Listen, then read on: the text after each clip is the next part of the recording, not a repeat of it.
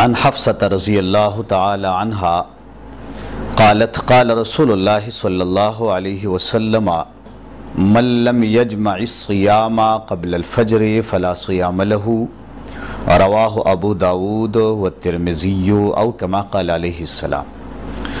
ام المؤمنین حضرت حفصہ رضی اللہ تعالی عنہا نے روایت دی دا فرمائی چې نبی علیہ الصلوۃ والسلام او فرمایل چې څوک د فجر او د سحر د راحتو نمخ کې د روزې نیت اونکی نو د دې روزه نه کیږي.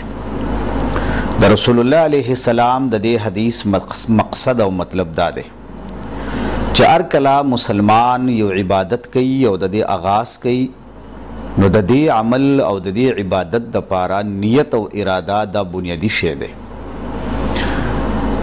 ځکه چې کله نا کله یو انسان خوراک دا د مجبورۍ د فاقې د وجې نه هم پرېږدي او دارنګې په روژه کې هم خوراک او څښاک پرېښودلی کېږي. خو د فاقې او د روژې په منځ کې فرق دا دی چې مسلمان به په زړه کې دا اراده او نیت کوي چې زه د الله د رضا دپاره خوراک او څښاک پرېږدمه، دا روژه ده.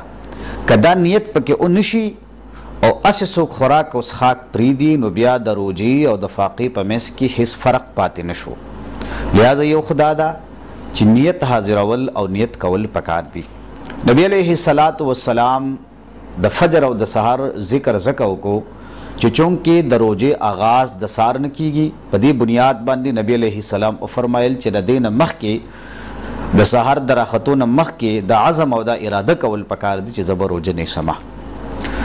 اوس که چرته یو انسان دی هغه دا نیت اونکو پښمنې کړی دی او دا نیت یې اونکو دا ته هیر شو نو آیا د ده روژه به نه کیږي دی او بیا قضا راګرځئ؟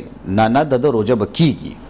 روژه یې وشوه چې کم ټیم کې هم ورته رایاد شو په هغه ټیم کې د دې نیت وکړي. نور دا پښمنې کول او دا راپاڅېدل دا د روژې اراده ده.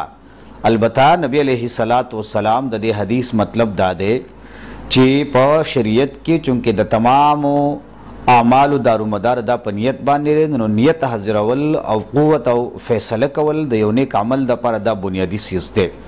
لہذا د روژهدار دپاره دا پکار دی چې کله دی پښمنۍ کوي د پښمنۍ سره سره دی د روژې نیولو عزم او اراده او کلکه فیصله او نیت ورسره هم وکړي.